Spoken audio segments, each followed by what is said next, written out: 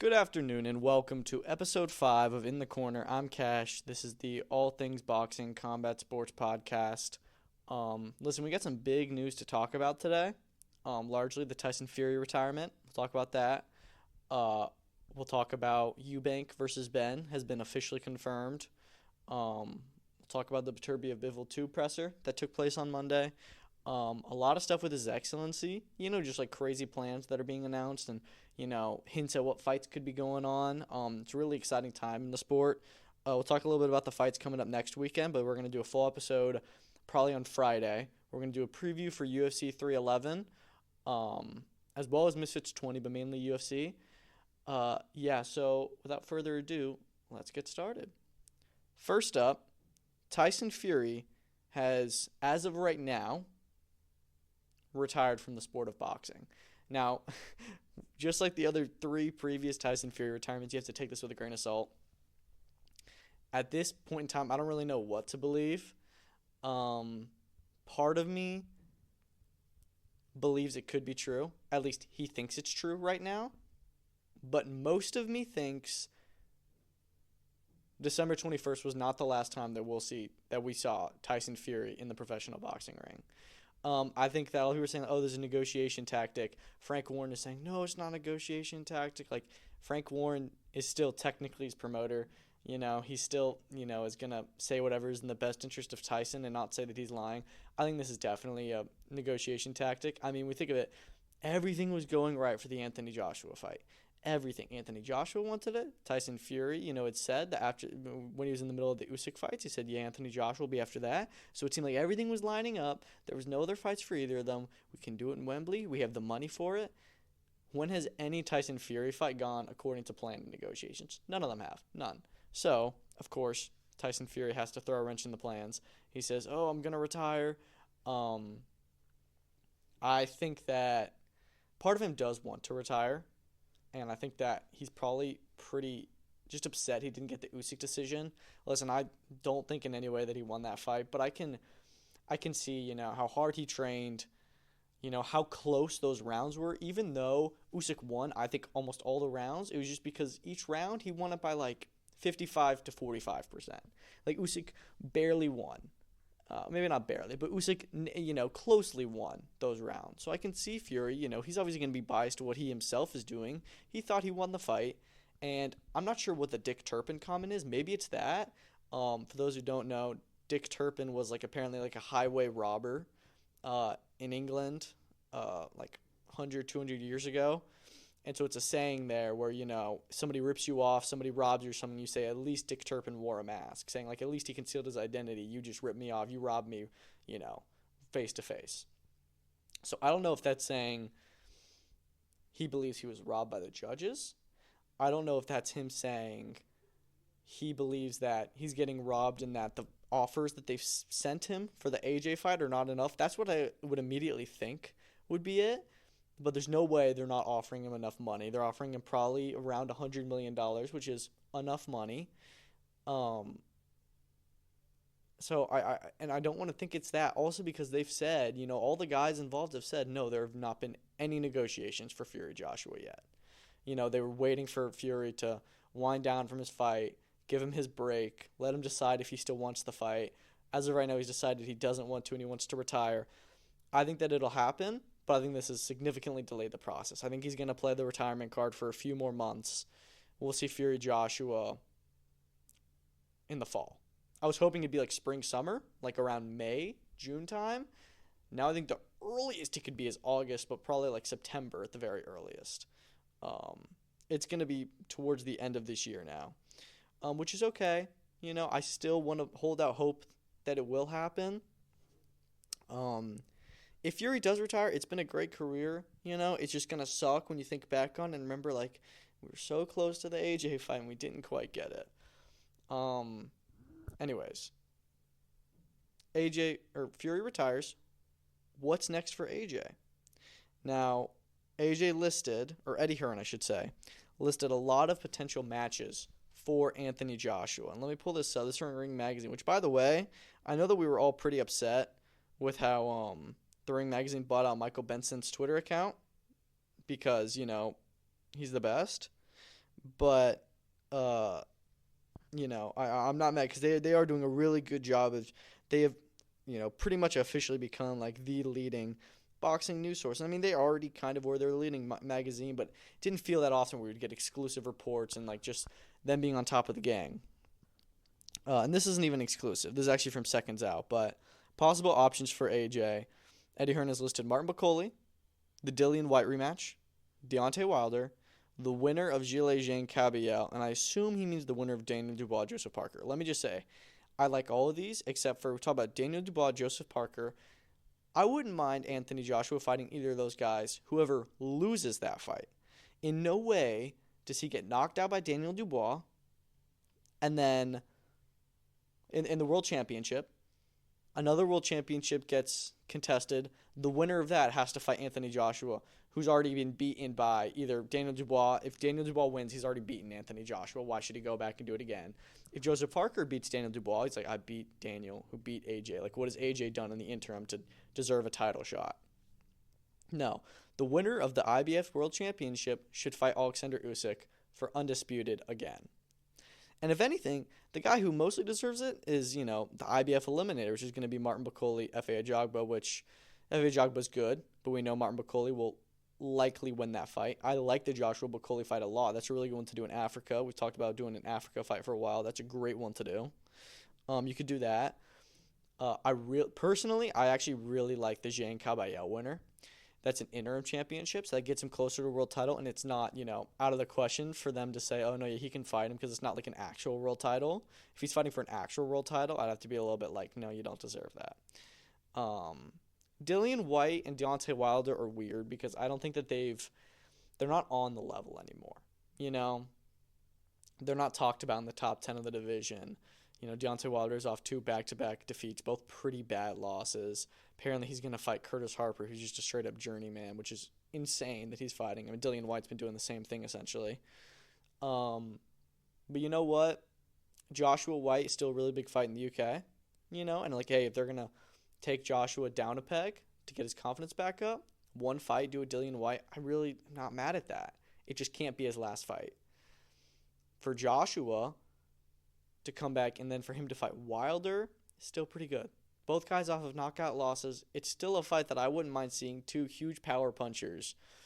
If Deontay Wilder can get this win in April, which he will. If he doesn't, then it's going to be that'd be pretty bad if he doesn't get that win. But I wouldn't mind seeing AJ in with the winner of Jean Caballel. Wouldn't mind Bakoli. I think Bakoli really needs to get a world title shot, and I think he will. And I really wouldn't be too mad at the Wilder and White fights. I wouldn't be mad at the loser, Dubois Parker, either. It's really just the Dubois Parker winner that I have an issue with. I also wouldn't be mad if AJ retired.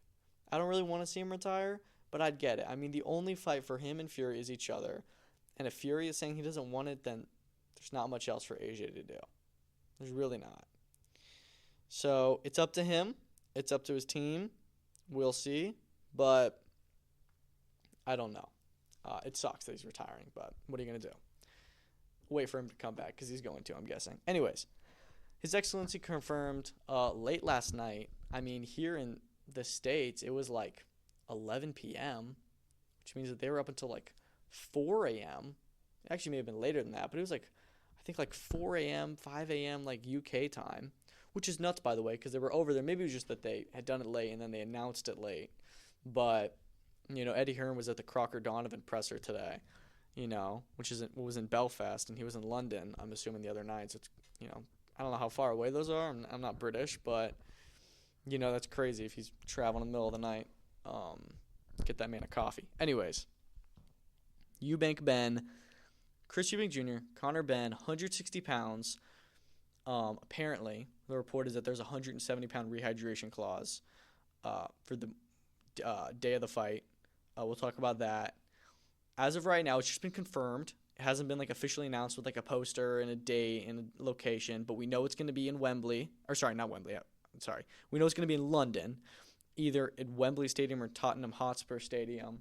I'm not sure which one. Probably the latter. I think that Tottenham Hotspur is like 65,000, I thought, which I think is a little bit better. They were saying Eubank Jr. versus Benn is could be Wembley. And if it is, then do Wembley. But I also wouldn't mind, them doing it different stadium. I think 65,000 makes more sense than 90,000 at least. I don't know. But it's supposed to be April 26th. And His Excellency said it's going to be going to be the first ring card, which is huge. That they're going to, finally start the ring cards. Not finally, but he just said it recently that we're going to start any cards that's outside of the Kingdom of Saudi Arabia will be ring cards, and we just saw they're going to be sponsored or titled after this like Fatal Fury City of the Wolves game. I don't know what that is. Looks kind of weird. If it's a sponsorship, I don't care.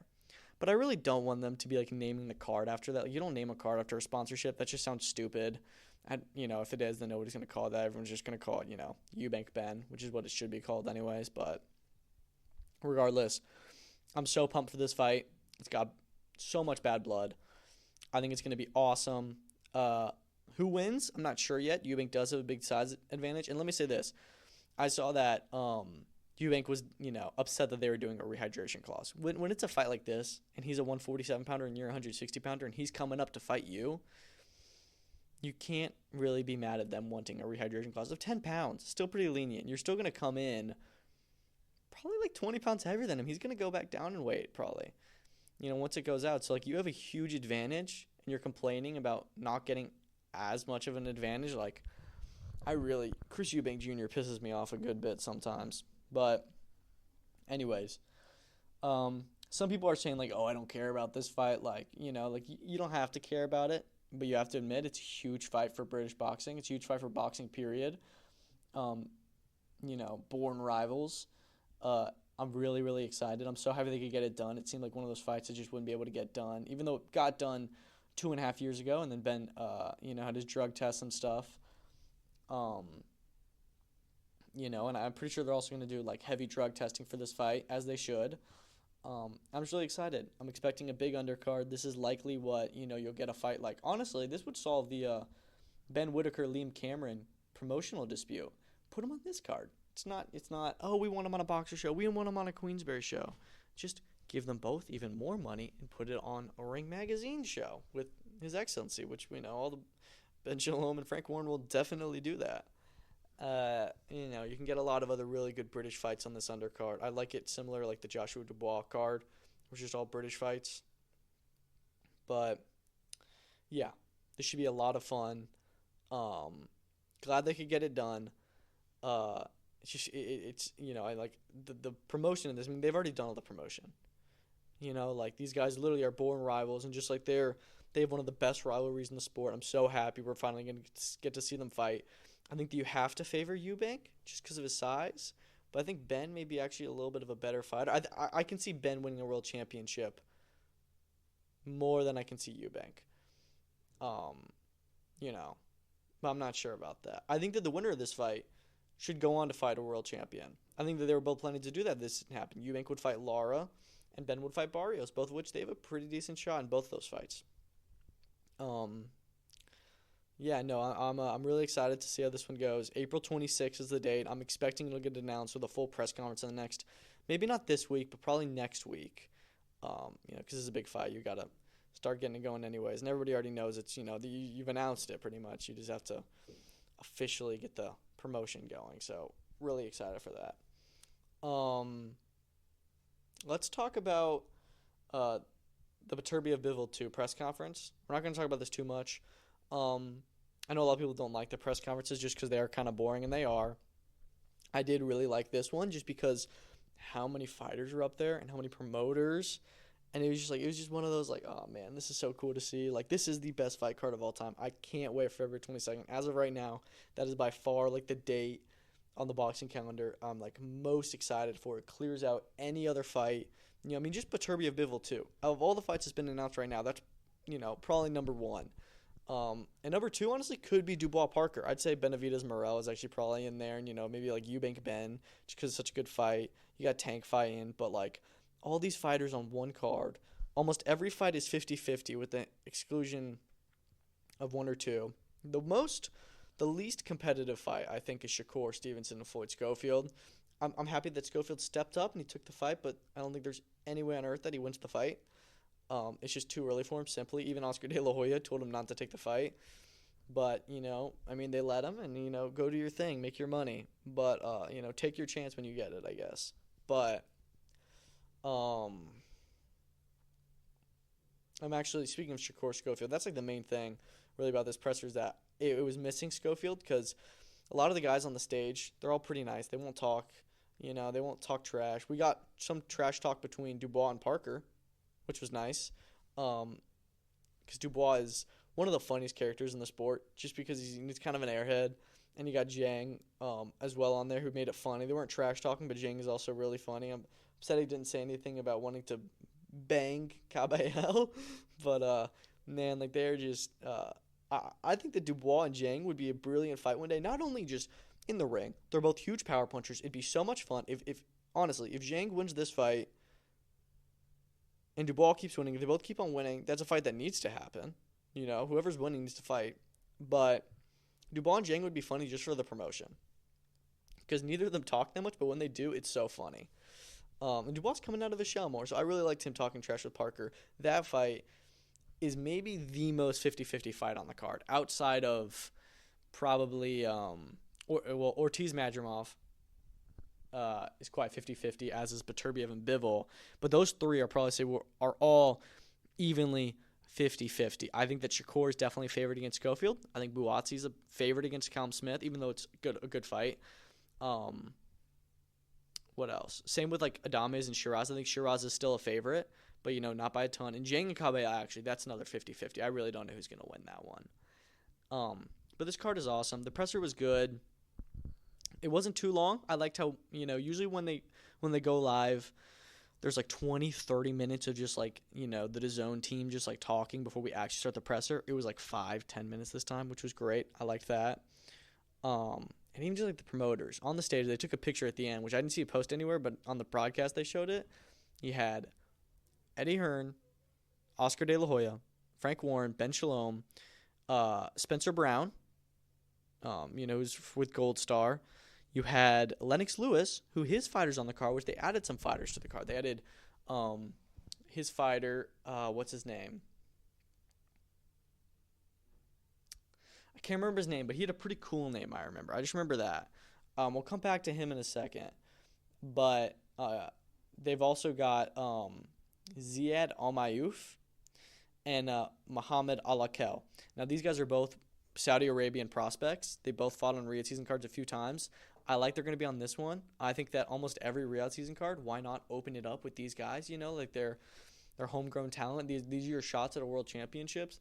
Muhammad Alakel has only had 2 fights. He's impressed very much in his 2 fights, but, hard to say, he's going to be a world champion. As much as I like Zizo, and he actually had probably one of the best moments at the press conference with his speech about, wanting to be a flag bearer and a world champion for their country, and that one day that whole stage will be filled with Saudi Arabians. I thought that was really cool. However, I'm predicting that in his next 5 fights, at some point Ziad Almayouf will lose. And I'm like, I'm pretty confident in saying that, if I'm being honest.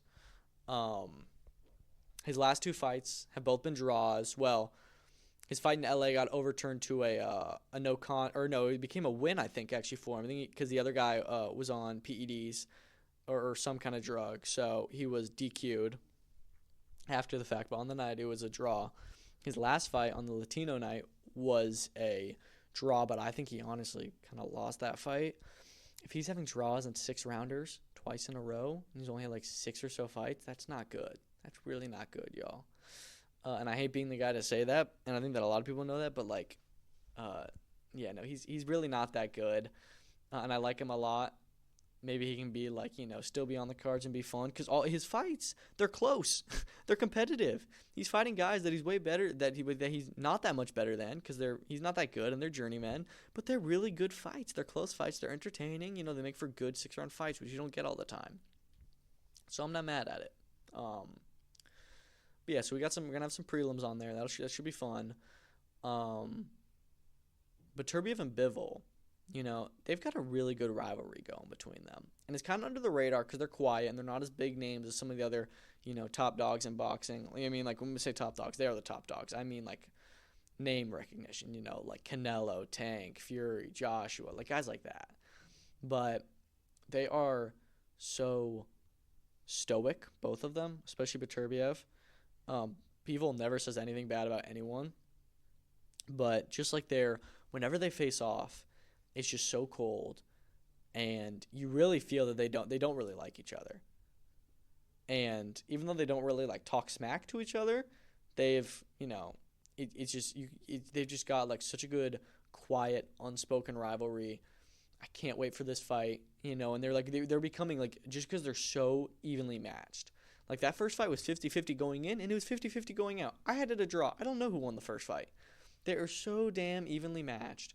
I can't wait for the rematch, just because like October 12th, it was like, yeah, but Beterbiev won, but I don't know if he really did, and I don't know if Bivol won. So we need to settle it again, not just because it was a robbery or anything, but because we don't know. That didn't settle it. We need to do it again to really find out who's better. February 22nd, we find out on a stacked card, the best card of all time. I can't wait. Yeah, it's going to be an awesome night. Okay, y'all, let's just talk about His Excellency for a few minutes. He has the Ring Awards on Saturday night. He has the Beterbiev Bivol 2 presser on Monday. Eubank Benn gets confirmed on Tuesday. Last night, Tuesday, the Ring can exclusively reveal that Turki Alalshikh is in advanced negotiations to finalize deals for upcoming fights with. And by the way, these all say that they're going to fight on the Ring Magazine cards. So some of them could be on Saudi Arabia, but apparently they're all going to be Ring Magazine, which means outside of Saudi Arabia on Ring cards, not Riyadh season cards. But we'll see if it's, kind of both. Canelo Alvarez, Anthony Joshua, Terrence Crawford, Naoya Inoue, Ryan Garcia, Devin Haney, Shakur Stevenson, Teofimo Lopez, Jairo Pataya, Chris Eubank Jr., Conor Benn, Isaac Pitbull Cruz, William Zepeda, Martin Bacoli, Anthony Yard, Adam Azim. What a list of names. I mean, genuinely, like, this is crazy. Like the two biggest fights to take out of that, besides, Eubank Benn, which we already talked about, Canelo Crawford and Garcia Haney too, apparently they may be done, y'all. Or they may be really close. We know that Canelo came to the Ring Awards, and I'm saying it, and we now know he's been negotiating with them, but he didn't go there. He wasn't presenting. He didn't win it. He wasn't nominated for anything. He came there to do business. Crawford wasn't at the awards, but he was with His Excellency like the next day in London. We've seen like His Excellency take pictures with all these different fighters. He's having meetings with all of them. Garcia and Haney, have said like, oh, they're ducking, and they're like, okay, maybe they're not ducking, but I'm gonna whoop his ass, whatever. It seems that apparently the rumor, and this could be true, is that Devin Haney will drop the lawsuit if Garcia enters in like 365-day testing and they rematch. And I'm just saying, His Excellency said, like, be prepared for the biggest schedule to be announced in boxing. They could be announcing like a huge schedule, and I mean like a Ring Magazine schedule. Like, we also heard today, Eddie Hearn said that him and Oscar De La Hoya are going to have a 5v5 in Golden Boy in Matchroom, 5v5 in the USA in June. If that's a part of it, you've got that. You've got whatever the May card is. You've got the April Eubank Benn card. You've got Garcia Haney 2. You've got Canelo Crawford, which apparently is going to be in September, is what they're saying, is that fight would take place in September, and Canelo would fight probably William Skull in May, which I'd be fine with. I don't like, scheduling a fight too far in advance, but William Skull is no threat to Canelo. I also don't like Crawford waiting that long to have a fight, but it's whatever. I mean, he genuinely may be about to announce Canelo Crawford in September, and it's January. I mean, it's nuts. Like, he's totally taken over the sport. Saudi Arabia apparently is about to purchase 10% of DAZN. I mean, have we seen anything like this before? Like, it's nuts. And, like, I don't even know if I love how much he's taking over. Apparently, the other rumor is that he's going to buy up all the sanctioning bodies, and he's about to announce that. And there's only going to be one belt per division, which is great, but I'm like, what the hell? Like, he's totally taken over the sport. It's unbelievable, and I'm not really mad at it. I'm not. He's great for it. It's just, it's so awesome, man. Then the past week, we've gotten just the last crescendo presser, Eubank Benn confirmed, Canelo Crawford, Garcia and Haney 2 are now likely. I mean, Just a good time. Just a really good time. Going back to that Golden Boy match in 5v5, Opetaya Zerto was likely going to be the main event. It has to be. If we think about what else could be on that card, Shakur Zepeda, if they choose to go down that route, which I wouldn't be mad at. Catterall Barboza is another one. Sorry. Could be Shakur and Zepeda. Catterall Barboza they just made, Ortiz Madrimov, Shakur against Schofield. So they've got a lot of these fights that honestly could have been on the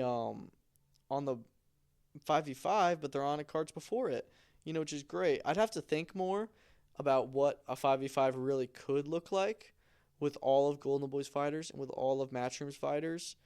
Eddie Hearn was saying, like, they don't all have to be, like, world champion level, too. Like, you can be, like, at the very bottom, it can be really, like, prospects. They got a lot of good prospects, both of those promotions, too. You could do that. They can, like, welterweight. You could do, Matchroom has so many welterweights, and, like, Golden Boy's got Rocha and Curiel. Both of those guys would be good in. If you throw them in there with someone on the likes of, who could they fight? Matchroom's got Boots Ennis, of course. They've got Shakram Giasov. They've got Connor Benn. They got some other good names I'm blanking on. Kona Walker, honestly. There's so many fights to be made when you look at those divisions. And I know I'm not thinking of them all, but, even if you look at 168, Edgar Berlanga, Beck the Bully. That's a brilliant fight. That's a really good fight. You take any of these divisions, you just go through them, you find names where they can match up. And Golden Boy doesn't have as many contenders, so maybe a little bit harder. But, even you look at, like, the 140 division. They've both got a ton of fighters. Oscar Duarte is fighting Regis Prograis. That's something. We'll talk about that. I don't know. I'm excited for this 5v5. I really like the, we're going to do the 5v5 products again. Apparently, Matchroom is doing the one with Queensberry in May. So they're going to have another one with Golden Boy in June? And they're supposed to have one with Boxer, too? Is Matchroom the one who's in all the 5v5s? Because Eddie Hearn is the one who's most vocal, and he's the one that's always, like, I wouldn't even say he gets into with all the other promoters. Like Frank Warren and Ben Shalom have, like, legal disputes. But more publicly, he's just the biggest talker. So I don't really know. But I love the 5v5 format. Oscar Duarte, Regis Prograis, we just brought it up. We'll mention it again. February 15th, Anaheim, California, super lightweight. This fight is honestly a must-win for both. Like, Oscar Duarte's coming off 2 good wins against Jojo Diaz and Batir Akhmedov. I think that's right. He wins this, he's pretty high up the rankings for a world title shot. Definitely. Prograis, if he loses this, he has to retire. When it was the Haney loss, it wasn't that big a deal. Like, everybody knew Haney was going to beat him. And then you have the Catterall fight, which, okay, well, Catterall's going to win this too. And then it's like, dang, well, what do we do with Regis? He's going to have to retire. I don't think that it's like, oh, you have to retire. I think he could get a win and then come back and be in another good fight. But he's never going to be a world champion again. He's taking Oscar Duarte on. I think Prograis is actually an all-around probably better fighter than Duarte is. But Prograis past his prime, and Duarte is a power puncher. Like, he is ferocious. So it's a little bit dicey. This fight has the makings to be really good. I honestly think it could go either way. You'd have to favor Duarte. I think it's like 60-40 for Duarte. You do just kind of have to worry about, like, man, they're putting in Regis here deep. It's not even somewhere like, I think that he's, I don't think Oscar Duarte is, like, not even necessarily that good. I think that Jack Catterall would pick Oscar Duarte apart, and Regis just fought him. But Duarte's different. Duarte's really strong. He's really dangerous. You have somebody like Prograis who's on his back end of his career. You don't want to get him too hurt. But I bet it'll be a good fight. So we're going to have to see what happens February 15th. That's becoming a really loaded day. Fortunately, I'm going to be out of town that weekend for Valentine's Day, so I'm not going to be able to report a lot of the stuff. I usually like being on Twitter during the fights and, talking about it. I will talk about them all, but it's going to be, like, after the weekend because I'm going to try and go off the radar so I don't get spoiled by anything. But, yeah, Duarte Prograis should be good. Golden Boy's first real card of the year. They've got one next Thursday with Eric Priest, but that's a fight night. Then they've got the big card, a bigger, like, arena card with Duarte Prograis. Anyways, Teofimo Lopez has called for the Richardson Hitchens fight. Yo, do not mess around. Bob Arum had some really weird comments. Really interesting, saying, like, I don't really know what Tio wants. His last two performances were awful. There's nobody he won't say no to. So, if he comes up with a fighter that he wants to fight, we'll make it. But, just saying he's being difficult. I don't know what it is, but Bob Arum and his fighters are always disagreeing. It was Shakur Stevenson last year. Now it's Teofimo Lopez. The top American stars are leaving. So we'll see. But the Richardson Hitchens fight, I love. Those guys are both from New York. In fact, I think they may be both from Brooklyn. Do the fight in New York. It's a big fight. It's a unification. Two of the top guys at 140 pounds. That's such a good fight. I'm just thinking about it. Yeah, no, that'd be a really good fight. Also, just like the style matchup. Hitchens could beat Teofimo. Like, we know Teofimo doesn't really do that good against counter punchers. He likes it somebody more who, when he's in with a really good fighter, brings it to him. Granted, Hitchens would also be his, the best fighter he's faced since like Josh Taylor, and that's when Teo steps up and performs well. But we'll see. I hope that fight comes next. Teofimo has also hinted at Ryan Garcia. Ryan Garcia said, I'm going to fight Teofimo Lopez next. In Teo's little video, he had the Oscar De La Hoya little like voice at the end. I was like, is he going to leave Top Rank and go to Golden Boy, fight Ryan Garcia? I wouldn't be mad at that fight either. That's also a really good competitive 50-50, 140 fight. 140's got all these names. It just feels like they like rarely ever fight each other, like if you look at the champions of the division, it's not like 140 is one of the most stacked divisions with like they're champions of like some of the weakest name value. If Teofimo Lopez is big, then you got like Richardson Hitchens, who has some name value, Jose Valenzuela, who has some name value, and you got like Alberto Puello, who doesn't really have a lot of name value. And so it's just so weird. Meanwhile, you got Devin Haney, Ryan Garcia, Jack Catterall, like all these other great fighters in that division as well that just don't hold belts at the moment. You got so many great fighters in that weight class. They got to fight. And I really like the Garcia-Teofimo fight. I really like the Teofimo-Hitchens fight. I'd rather see Lopez and Hitchens and then Garcia and Haney, and I think that's what we're going to get now. Very hopeful that that's what they do, because Hitchens also really wants the Teofimo-Lopez fight, so let's do it. Savannah Marshall has called out Claressa Shields to rematch at heavyweight. I don't know why this rematch hasn't happened yet. They fought in the Olympics first, which, by the way, I just saw that in The Fire Inside, the Claressa Shields movie. Very good. Definitely recommend it. I'm a big movie guy, so I was really excited to see movies and boxing, kind of combine those, like, my two, like, hobbies, my passions, if you will. Anyways, Claressa Shields beat Savannah Marshall in summer 2022. They haven't rematched since. They talked about doing a rematch, at the same weight, or, 160, 168, whatever. Talked about doing a rematch in PFL, in MMA. That'd be a lot of fun, honestly. I thought that was going to happen for a second. Now they're saying, Savannah Marshall wants it at heavyweight. And I'm like, just make it. Like, Claressa Shields doesn't have that many people to fight. She had a fight in MMA in February 2024, on the PFL vs. Bellator card, which was fine. But she, she wasn't against a name. Then she was in a fight against, what's her name? I'm blanking on. Vanessa LePage Joannis, who was the heavyweight champion. Beats her very easily, who's an okay name. Now she's fighting Danielle Perkins, who's a lot bigger than her. So that should be a really interesting fight, actually. I think she's also undefeated, but she's only had a few fights. But Shields will likely beat her, too. I mean, Savannah Marshall is the other top 10 pound-for-pound fighter that's up and around that weight division. You got people like Cruz Discern, who Marshall's already beaten and she's friends with. Shadeja Green, who'd be a good fight, but, I meant to say Shields. And Shields and Marshall have both beat Cruz Discern. But Shields has beaten Cruz Discern a while ago, and now they're friends.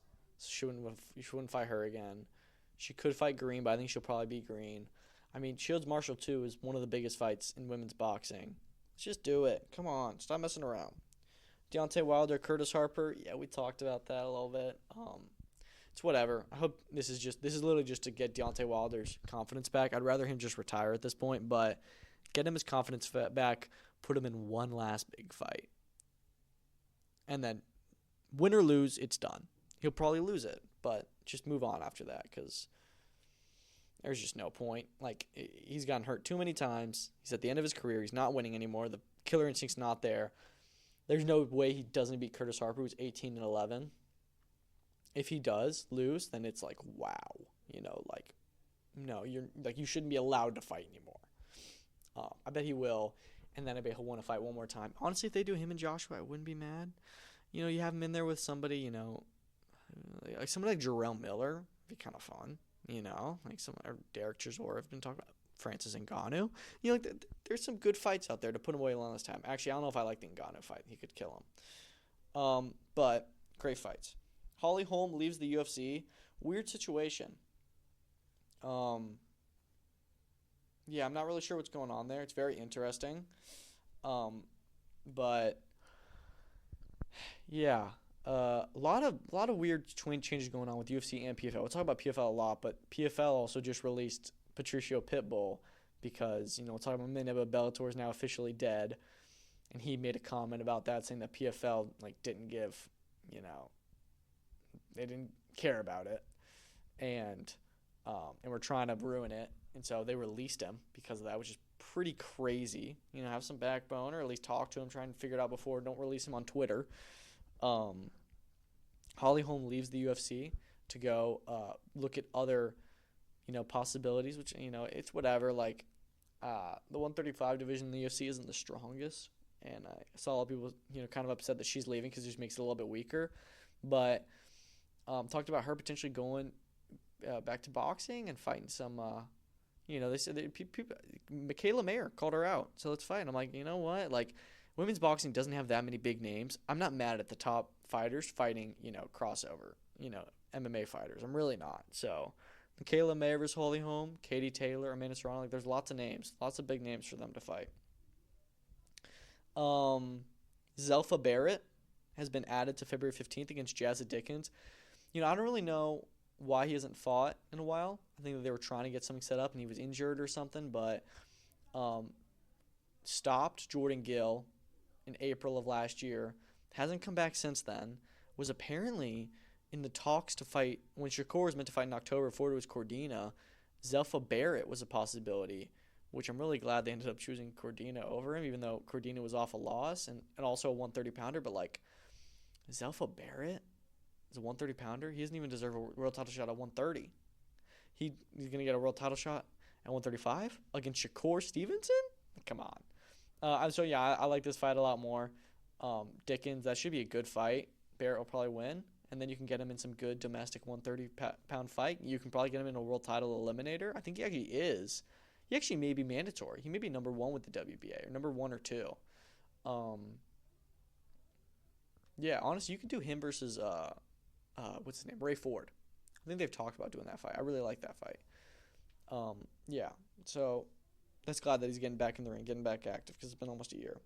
Julius Bayo signs with Top Rank and OTX. Big fan of OTX, Overtime Boxing. They're new in the game, and they, really like the angle they're taking on the sport. And they're in Top Rank, is great with building prospects. So this guy is he's 21. Apparently, he's like the pound for pound best amateur in America, and beating guys like Emiliano Vargas and Steven Navarro in the amateurs. Cousins with Johnny Mansour, who's another OTX fighter from San Diego. Apparently, he's meant to debut on an OTX card, and then he'll also fight on Top Rank cards. And they said, we've never really seen we've seen promoters do co-promotions or fighters, the biggest one, of course, probably is Queensberry and Top Rank with Tyson Fury, but that's in the end half of their career. I'm talking about, from the start, we've never seen two top promoters. I know OTX isn't a top promoter, like the likes of Top Rank, but they're, notable top 15, 20 promoters in the world. They're a big promotion. Signing, doing a co-promotion with Top Rank, Top Rank and OTX have the potential to do really good business together. I think those are just two brands that I can just see they just kind of fit. They just kind of match well together. So really excited to see what they go with, for how they go with Bio from here. They're hyping it up a lot. Even Top Rank is. So I think this is big. I think he's gonna be do big things in the space. So let's see.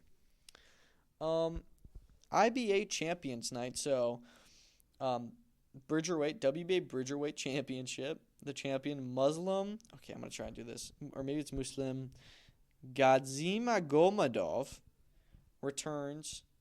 This is January 31st in Moscow against Thabiso Michuno, who I know has fought and lost to Alexander Usyk in a cruiserweight title fight. So the IBA is like it's like an amateur sanctioning body, I believe, but they've also done some like pro fights. I think I'm gonna watch this, and I think they've got another one on Friday, so I'm gonna do a little bit more research. I saw that one has like the main event. I don't know who the guys are, but it's a WBA Asia Middleweight Championship. I like that they're putting together these cards around the world, different parts of Europe. WBA Bridgerweight title fight, like it doesn't feel like a real world championship, but it's technically regarded as one. And even still, these are going to be high-level boxers.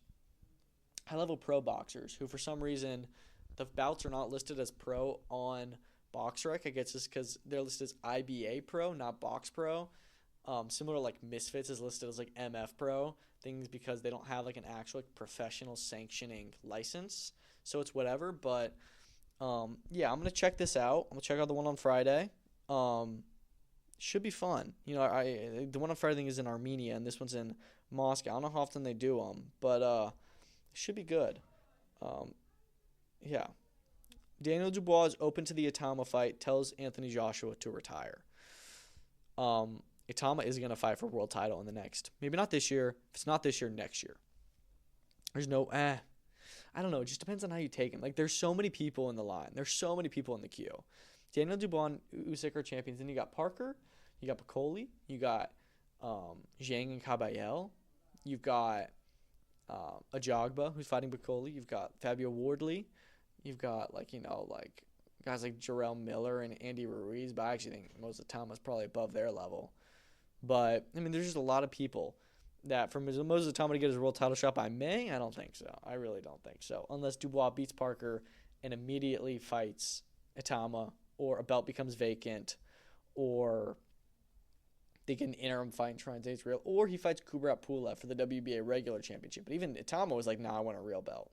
So it probably will not happen by the time he probably will not beat the record. Which is okay. He can still become a young world champion. I like the Dubois-Itama fight because Dubois is only 26. Maybe he's 27, but he's young. So they can do that fight, and like a couple of Dubois fights Usyk. I think he'll lose to Usyk. But say somehow he beats him, fights Piccoli, then it's Itama probably. The winner of Zhang Caballel and whoever they end up fighting, but that'll probably go to someone else, some other champion. A lot of good fights. And telling Anthony Joshua to retire, I don't think it's a bad take. I think it was a little bit harsh in the way he said it. But you can't really blame him. But I think that it could be time for AJ to retire, and I wouldn't be mad at it. But it's only up to him and his team to say that. So we'll see. I did Dubois a little bit of spiting him when he said, I can't remember what exactly he said, but he was a little bit like, get an island and just effing retire. He's very funny. Apparently Top Rank is planning a huge, is what I saw, March ESPN card headlined by Janibek. I don't know how it's huge. I don't know who Janibek's supposed to fight. Unless he unifies against Lara, actually, because now Eubank is not going to fight Lara. That could actually be good. I actually really like that. That would make it a huge card. I think it's just to replace the Lopez Matias card that's no longer happening. So I think they're going to try and make a big fight, but middleweight doesn't have a lot of fighters, and the best fighters, Adames and Shiraz, are booked up. Eubank's going to fight Benn, so the other guy in that division is Lara. If they can do Janibek and Lara, then it's a big fight, but we'll see.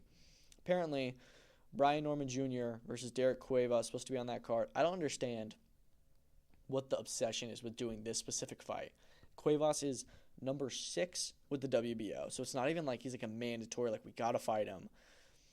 He's he's an okay challenger that they really want to have this fight, which is an easy, win, so he can get a defense, because they know, Norman's good, but I don't think he's that good enough to compete with the other champions. So as soon as he unifies, it's done, or even has a good contender. They hard ducked the Boots fight, and that's obvious. So we'll see, but I wouldn't mind seeing that fight on that card, just so Norman can get active again. At that point, it's going to be 10 months later from when he won the interim title that got upgraded to the world title. So we'll see, man. We'll see. But I don't really like fighting the number 6. Like, when it got postponed the first time, it should have just been canceled. Like, move on, find a better opponent. But no, they're going to stick with it. It just doesn't make sense. Another pointless fight. Liam Wilson. I don't know where Billy came from. He's fighting Yusuf Dib in a rematch March 1st on the first no-limit card of the year. Now, I didn't catch the first fight, but apparently Wilson stopped him, and there's, like, no reason why they're rematching other than there's nobody else for Wilson to fight in Australia, which is just so stupid. I mean, really? He's going to rematch a guy that he just, like, stopped? Like, I didn't watch the fight, so I don't know, but, like, from what I can tell, there was nothing where I don't know how much of a competitive fight it was. So, like, we'll see, man, but, like, this just makes no sense to me. Badu Jack and Ryan Rozicki have been ordered to fight for the WBC championship. Rozicki's been contender, number 1 for a long time. He's supposed to fight Mikhailian so many times. Then he fights Peralta for the interim title, and it's a draw. And apparently Peralta won that fight, a lot of people said. But Rozicki remains the number 1 challenger, so he's going to fight Badu Jack. I think Jack will probably win. And then we'll see what happens from there, but hopefully the winner of that unifies and just fights the winner of Opetaya Zerto, and we get undisputed. What else? Okay. We got 2 more things. We got the Dana White stuff, an interview he had, and then the PFL World Tournament. So first off, Dana White apparently said that when asked what's next for Sugar Sean O'Malley, he said that he was going to be watching the co-main event on Saturday between Merab and Umar very closely because he could be fighting the winner. I don't really like the idea of guys getting title shots off of losses in boxing or MMA, specifically UFC, because there's one belt and it just doesn't make sense to do, it just doesn't make sense to, you got all these contenders. But then I think about it, and I'm like, well, Merab beats Umar. Who does he fight? Who's the number 1 contender? The biggest name in the division is Sean O'Malley. Still, doesn't matter. He's still the biggest name. I like the idea of him fighting Peter Yan in a rematch. I think that's a really good fight.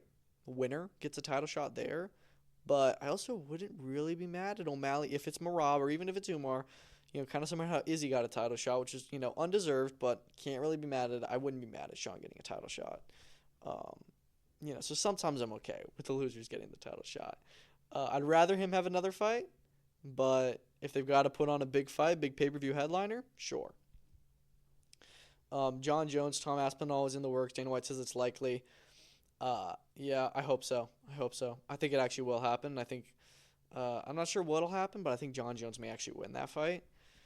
Just because all the time we have these things where it's like, oh, he's ducking. And John Jones was definitely ducking, but then he ends up winning. And it's like, okay, why were you ducking? I think that's what's going to happen. But I think Tom Aspinall is still number 2 in the division after that, and I think John Jones retires and Tom Aspinall becomes champion at some point or another anyways. And he also says that Conor McGregor is not fighting Logan Paul or KSI, like laughs it off. We know Dana traditionally does not like these gimmick fights. He's been reported to be part of the negotiations with Logan Paul and the Indian family, and then it became KSI. And Mams Taylor is saying, oh no, the KSI McGregor talks are very real. But KSI is also set to announce his opponent for a March card on Saturday at the Misfits event. So wouldn't be McGregor next. We're hearing McGregor in April. I don't know what's going on there. I personally think that this means Dana White doesn't want the McGregor fight to happen with KSI or Logan Paul. And is saying, oh, no, it's not going to happen. It's BS. Not that it's not actually been talked about. I think it has been talked about. But I think that he thinks it won't happen. To be honest, at this point, I kind of side with him. And then he says that the big fight that no one's going to see coming is going to happen likely in fall. It's also when McGregor's supposed to return, he said. I have to think. I don't know if it's a McGregor fight. It's someone coming back. Nate Diaz, Jorge Masvidal, Ronda Rousey. There's a lot of names on there that would be like, what? That it'd be cool to have them fight again. Like McGregor and Nate Diaz 3. That's one that nobody would see coming, and it'd be crazy. We'll see, because I don't really know what it is. But Later this year, we'll find out. Last thing we'll talk about, the PFL World Tournament was officially announced today. This is a way better improvement over the season. So it's going to be 10 events, 4 in April. Well, the last one's actually, I think, meant to be in May, like May 1st. 3 in June, 3 in August. So it's going to be quarterfinals, semifinals, and finals. There's going to be 8 divisions. It's going to be, men's. It's going to be, I think, men's like bantamweight, featherweight, lightweight, welterweight, middleweight, light heavyweight, heavyweight, and women's flyweight. So 8 divisions, 8 fighters in each weight class. They'll fight in like a tournament format, not regular season. No more points BS. Regular season. They said $20 million season. So let me just do my math. I think that means that it would be every champion will be getting $2.5 million, or $2.5 million is on the line for each division. So I don't know, because we did hear that the main the prize which used to be $1 million is now $500,000, which I don't know if that's still true. So we'll see, but Bellator is officially dead. They released Patricio Pitbull for saying some stuff. It's kind of weird. I'm not mad at them killing Bellator. It was confusing, and this makes more sense to just make it one streamlined product. Although they're still going to do the Road to Dubai series now, which is a stupid name. Speaking of that, they've got the broadcasters going to be on Max. So some of the Bellator stuff is still there. I think it's still going to be the Bellator Championship, or maybe it's going to be called something else, but it's still going to be the they still have the Max deal. So I don't really know what's going on. But as of right now, well, officially, Bellator as a promotion, as a brand, is no more. Maybe their format will remain, and maybe the title will still be called Bellator title, and the fighters will remain, but they're not PFL fighters. Time to move on. It's done. But this is a better direction for PFL, making it less confusing. They have too much stuff going on. We still have the super fights, which they're going to do, which I'm fine with. I love those. Do one or two of those a year, like Francis Ngannou, Jake Paul type people. And then you'll have, the Europe and the Africa and the Middle East, North Africa seasons, and they're going to do Australia and Latin America and Asia, and it's just going to get out of control. So, they can do the regional ones. That's okay. But we have a world tournament now. I'm actually really excited for this. I wasn't that excited before. Now I'm very excited. Way better than just the season format. Yeah, so April 3rd, I believe, is the date for the first one. So, yeah, let's do it. That is all that I have for today's episode.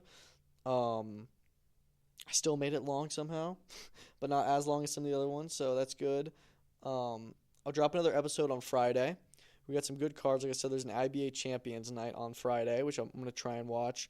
UFC Fight Pass that night, the 360 promotions. There's going to be Omar Trinidad fighting, and there's I can't remember the names, but there's a WBO Women's Championship on the co-main event. Saturday, there's a BKFC card in Pachanga, which is, whatever. Mainly, Misfits 20, Darren Till, Anthony Taylor, plus Wade Plem, one of the best combat sports, YouTubers out there. I'm so excited. I'm a big fan of his, and he's finally going to fight, and he's going to win. Hopefully, it's going to be awesome. That's honestly my most anticipated fight of the whole weekend. And then UFC 311. I mean, what a phenomenal card. Genuinely, such a good card. The main card itself. Makhachev, Sarukian 2, Dvalishvili, Nurmagomedov, or just Marab versus Umar. Those are both title fights. You've got Prohaska versus Hill. You've got Dariush versus Moicano. You got Holland versus DeRitter. And that's just the main card. And that's usually the main card's there's one stinker in there. There's none. It's going to be such a good fight. Plenty of good talent on the co-main as well. On the undercard. On the prelims, guys like Peyton Talbot fighting, Almeida and Spivak should be a good fight. There's so many good fights. I can't wait for it. It's going to be an awesome night. One of the best cards of the year already. I'm guessing it's going to end up at the end as being one of their top cards. It's not moving. We were worried about the wildfires, but that's not going to happen. By the way, I just want to mention that Golden Boy is giving a lot of proceeds. Their Thursday show next week, 100% is going to go to LA Fire Department, which is sick. Because those guys are heroes.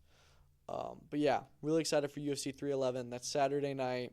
Misfits 20 Saturday during the day here in the States. Primetime UK viewing is in Manchester. So that's all for today's episode. Thanks for listening. Follow me on Twitter. I'm going crazy on Twitter. Yeah, just keep on listening. Let me know. Reach out if you want to be a co-host. Reach out if there's anything you want me to talk about or anything, what you like, what you don't like, whatever. Thank you so much for listening. Peace out.